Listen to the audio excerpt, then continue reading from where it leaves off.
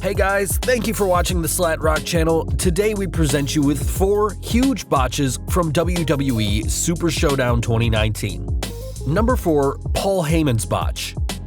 The first huge botch came very quickly in the Super Showdown, which probably should have been an omen for the rest of the card.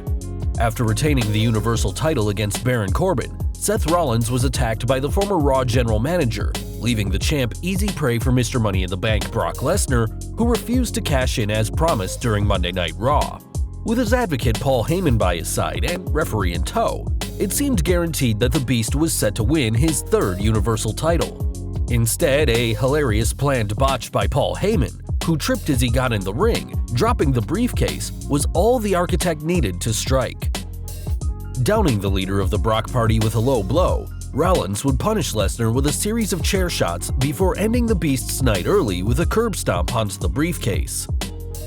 A shocking way to avoid Lesnar's cash-in, the botch was at least intentional, unlike so many other matches of the night. The 50-man Battle Royal also had its fair share of botches, though fewer than last year's Greatest Royal Rumble, a good sign for the company's future in Saudi Arabia. Number 3, Kofi Kingston and his finish.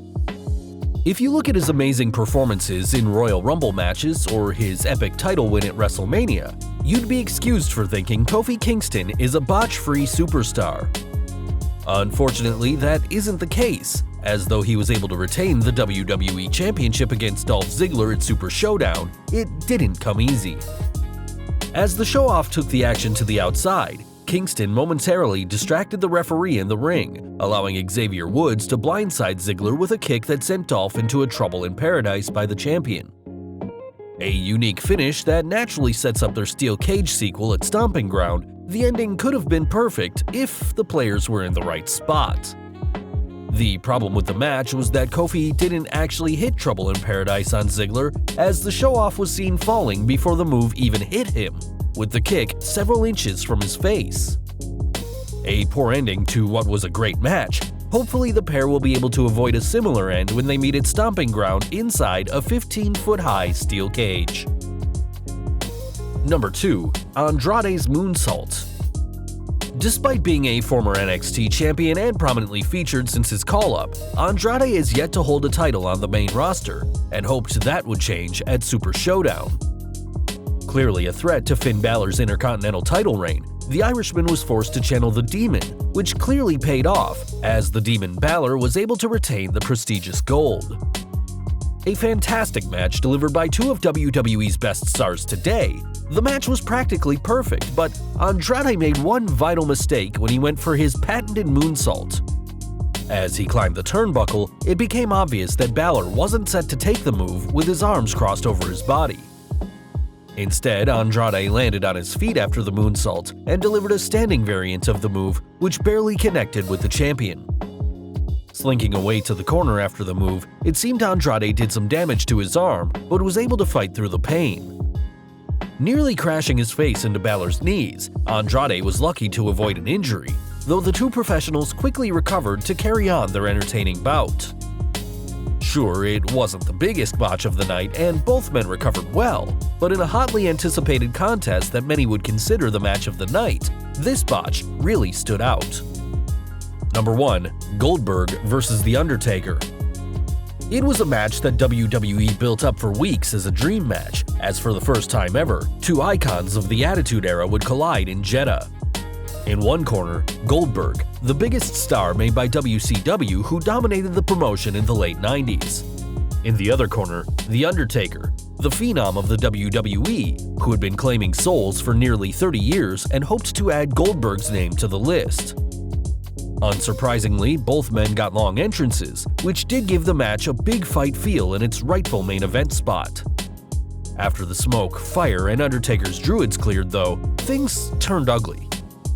As we all know, Goldberg would often be escorted to the ring by a squad of police officers only after he headbutted his dressing room door and nearly ripped it off the hinges. Well, it goes without saying that Goldberg gashed his head when he headbutted the door, and blood almost started streaming down his face as he made his entrance.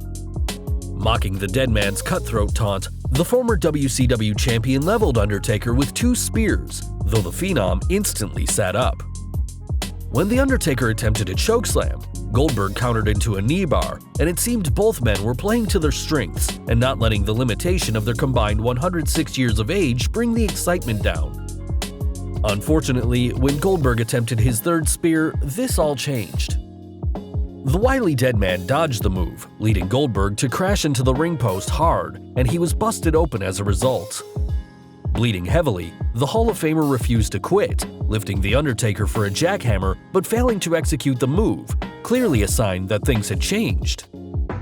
As Goldberg's blood stained the canvas, the Phenom hit his patented Tombstone Piledriver, a classic maneuver in his repertoire, but one that could have caused serious neck injury to his opponent, as the top of the former Universal Champion's head crashed into the mat. The worst was yet to come, as Goldberg attempted a tombstone of his own, but it was clear that the 52-year-old wasn't doing well, as he couldn't keep The Undertaker's weight on his shoulders, and both men slumped to the mat. Though the Deadman hit his own chokeslam, the legendary superstar barely hit the move, and after the 3 count, was clearly frustrated and disgusted by the quality of the bout. News is out that Goldberg suffered a concussion, and Vince was quite unhappy with the Deadman for not carrying Goldberg. A letdown for what could and should have been an awesome encounter, WWE knows never to put these guys back in the ring together, as the former WCW star tweeted he knocked himself out at one point, saying, "Knocked myself out and thought I could finish. Love my fans, but let you down. Everyone else that found pleasure? Hope you're happy." Speaking of Twitter, NXT's Matt Riddle, a known critic of Goldberg, was quick to chime in, tweeting, "Goldberg, you lived up to the hype yet again. You're absolutely the worst wrestler in the business, bro. That's not an opinion, that's a fact." Though Riddle's tweet has since been deleted, his words must sting for Goldberg, who after reportedly getting into an altercation backstage with The Undertaker, clearly isn't happy about the match either. Though for many fans it was great to see Goldberg in the ring one last time, it's clear that his 2 years away from the mat has taken its toll, as the majority of fans seem fine if Goldberg, or The Undertaker for that matter, never wrestle again. Well guys, that's our list. What other botches did you notice at Super Showdown? Drop us a comment below and let us know. If you like this video, don't forget to check out our previous video, 10 NXT call-ups that just didn't work out on the WWE main roster. You can also check out our other high-rated videos by clicking at the upper right-hand corner or down in the description field. If you did like this video, don't forget to hit that like button, that subscribe button, and that bell icon so you don't miss a single new video. You can follow us on Facebook and Twitter, and as always, thank you for watching.